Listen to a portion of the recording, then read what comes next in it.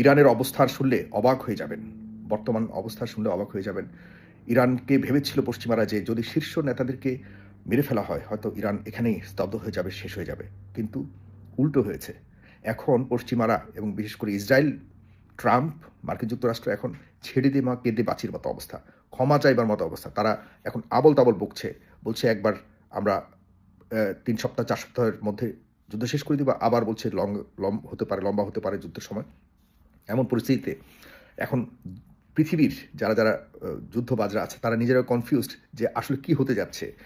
বিশেষ করে ট্রাম্পের বর্তমান যে বকবকানি এটি আসলে কোনোভাবেই আ কোনো বিশেষজ্ঞরাই আসলে বুঝতে পারছে না যে ট্রাম্প আসলে কি চাচ্ছে। মূলত ট্রাম্প বড় ধরনের অপরাধ করে ফেলেছে এবং ভুল করে ফেলেছে যে ইরানের এমন এক জায়গায় মানে পুরোপুরি মৌমাছির চাকের মধ্যে সে হাত দিয়েছে।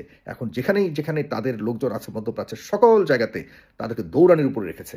আপনারা অবাক হয়ে যাবেন যে শেষ পর্যন্ত তুরস্কে, টার্কিতে মানে এরদোয়ানের কান্ট্রিতে হামলা করার জন্য চেষ্টা করেছে ইরান। এর কারণ হলো আপনারা অনেকেই হয়তো ভুল বুঝতে পারেন যে টার্কিতে কেন হামলা করবে। টার্কিতে না, যেখানে মার্কিন এবং নেটো বাহিনীর যে নেটো বাহিনী দুদিন আগেও বলেছে যে একসাথে হয়ে তারা হামলা করবে ইরানে। তাদেরকে অ্যাডভান্স জবাব দেওয়ার জন্য। তারা যদিও পিছু হটেছে, কিছু আসলে তাদের পিছু হটাটাও বিশ্বাস করার সুযোগ নেই। অনেকে ইরানকে বা অন্যান্য দেশকে বিশ্বাস করা যায় না বলে আপনারা বলছেন। অথচ বিশ্বাস করা যায় না ওদেরকে এই পশ্চিমা আর এই আমেরিকান গোষ্ঠীকে এবং ইসরায়েলকে কোনোভাবে বিশ্বাস করা যায় না। আদারওয়াইজ তারা হুটহাট করে কদিন পর ইরানের উপর বা যেকোনো দেশের উপর এভাবে তারা আক্রমণ চালাতে পারে না, যেটা ভেনেজুয়েলাতে করেছে। তাদেরকে বিশ্বাস করা সম্পূর্ণ আমি মনে করি যে অনুচিত আমাদের। দেখুন, টার্কিতে কিন্তু ন্যাটো বাহিনীর সেখানে ঘাঁটি রয়েছে। যদিও টার্কি আনুষ্ঠানিকভাবে ন্যাটো বাহিনীর সদস্য, সেখানে ঘাঁটি রয়েছে। কিন্তু এই ন্যাটো বাহিনী এখন ইরানের উপর হামলা করবে বলে ঘোষণা দিয়েছিল। সুতরাং কোনো ঘাঁটি কিন্তু ইরানের আশপাশে যতটুকু পর্যন্ত তাদের রেঞ্জ যাবে, ততদিন পর্যন্ত তারা হুমকি এবং শিক্ষা দেওয়ার জন্য তারা তাদের চেষ্টা চালিয়ে যাবে। টার্কিকে নয়, তুরস্ককে নয়, এই হামলা চালানো হয়েছে যুক্তরাষ্ট্রকে শিক্ষা দেওয়ার জন্য। সুতরাং এটি যথার্থই করেছে। আমি মনে করি যে যেখানেই ঘাঁটি থাকবে এই মধ্যপ্রাচ্যে, বিশেষ করে যুক্তরাষ্ট্রের যে ঘাঁটিগুলি এগুলির উপরে হামলা চালিয়ে এদেরকে এই অঞ্চল থেকে খেদানো এখন অতি প্রয়োজন। আমি মনে করি যদি এই সুযোগে যদি মধ্যপ্রাচ্য বুঝতো যে না, আমাদের এই অঞ্চলের শান্তি বজায় রাখবার জন্য, সার্বভৌমত্ব বজায় রাখবার জন্য আমাদের নিজেদের মধ্যে একটা ঐক্য করে এই অপশক্তিগুলি বহিঃশক্তিগুলিকে যদি আমরা একসাথে মিলিত হয়ে যদি এখান থেকে ভাগিয়ে দিতে পারি, তাদেরকে তাড়িয়ে দিতে পারি, তাহলে হয়তো আমাদের সামনের একটা ভবিষ্যৎ আমরা শক্তিশালী ভবিষ্যৎ আমরা করতে পারবো। সেটি হবে না, কারণ হলো আমাদের এই মধ্যপ্রাচ্যের পুরো অঞ্চলের যত প্রযুক্তি আছে, যত কিছু আছে, উন্নয়নশীল কর্মকাণ্ড যত কিছু আছে, এগুলির নেতৃত্বে বসে আছে পশ্চিমারা। তারা এমন চাবি লাগিয়ে রেখেছে যে তাদেরকে ছাড়া আর মধ্যপ্রাচ্যের মানুষজন অচল। কার্যত এই সৌদি আরব কিচ্ছু জানে না।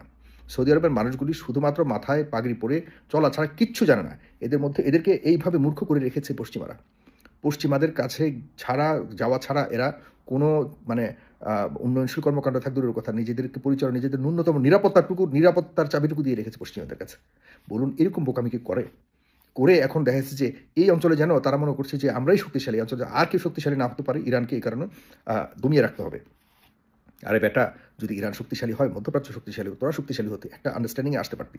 ওরা তো ঠিকই ইসলামকে তারা টার্গেট করে, তোদের উপরে ভর করে যতগুলি ঘাঁটি, সবগুলি ইসলামিক কান্ট্রি, তোদের উপরে ভর করে ইসলামিক কান্ট্রিকে একের পর এক, তোদেরও সময় আসবে, তোদেরও নাম্বার আসবে। কিন্তু প্রথম যে সবচেয়ে শক্তিশালী তাদেরকে আস্তে আস্তে শেষ করে কিন্তু তোদের কাছাকাছি আসতে তোরা বুঝতেছিস না।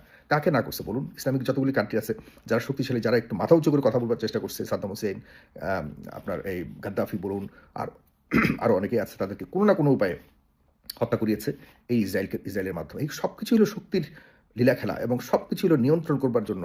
সাম্রাজ্যবাদের যে নিয়ন্ত্রণ মানসিকতা, সেটির প্যাটার্ন চেঞ্জ হয়েছে, আর কিছুই না। নিয়ন্ত্রণ এখনও রয়ে গেছে।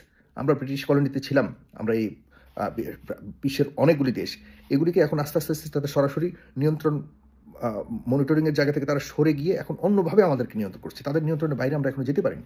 সুতরাং এগুলিকে আমরা যদি ওইভাবে বুঝতে পারি, তাহলে হয়তো এক সময় না এক সময় হয়তো আমরাও, যারা এখন বাংলাদেশের মানুষ, আমরাও একসময় বেঁচে যেতে পারি।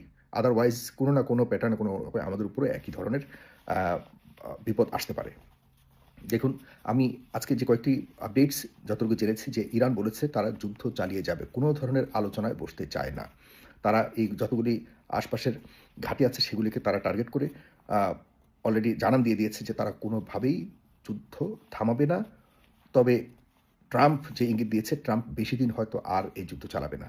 সে কোনোভাবে এখন কোনো একটা উসিলা দিয়ে অজুহাত দিয়ে যুদ্ধটাকে বন্ধ করে সে চলে যাবে। সে অবাক হয়ে গেছে। আপনারা শুনলে অবাক হয়ে যাবেন। সে হতাশ বর্তমানে যে ইরানের এত দুঃসাহস, ইরান এত কিছুর পরেও এখনো পর্যন্ত আক্রমণ চালিয়ে যাচ্ছে। এখনো পর্যন্ত তারা তাদের নিজেদের আ আ শক্তিতে তারা এখনো পর্যন্ত পরিচালিত করছে এবং যুদ্ধ চালিয়ে যাচ্ছে সবগুলো দেশের বিরুদ্ধে যুদ্ধ। এটি কোনোভাবেই মানতে চাচ্ছে না ট্রাম্প। ট্রাম্প এখন কোন অজুহাতে বের হবে এই হিসাব করছে। তো যাই হোক আপনারা টার্কিতে হামলা হয়েছে। এর কারণটা আমি জানানোর জন্য বিশেষ করে ইয়ে করলাম। আর সবচেয়ে বড় বিষয় হলো যে ইরানের বিজয় নিশ্চিত। আপনারা ধরে রাখুন ইরানের সর্বোচ্চ নেতা আয়াতুল্লাহ খামেনির মৃত্যুর মাধ্যমে ইরান দমিয়ে যায়নি, বরং ইরান আরও শক্তিশালী হয়েছে। সামনে আরও অনেক কিছু দেখতে পাবো এবং সবকিছু মিলিয়েই এই যুদ্ধেও ইরানের বিজয় হবে। জনাব আয়াতুল্লাহ খামেনির মৃত্যুর মানে এই না যে ইরান পরাজিত হয়েছে। ইরান যে এখনো পর্যন্ত লড়াই করে যাচ্ছে এর প্রমাণই হলো যে কোনো কিছুতেই ইরানকে দমিয়ে রাখবার কোনো শক্তি বা সুযোগ নেই। সুতরাং আশা করি খুব দ্রুত সময়ের মধ্যে ইরানের বিজয়ের কথা আমরা শুনবো। ধন্যবাদ। আসসালামু আলাইকুম।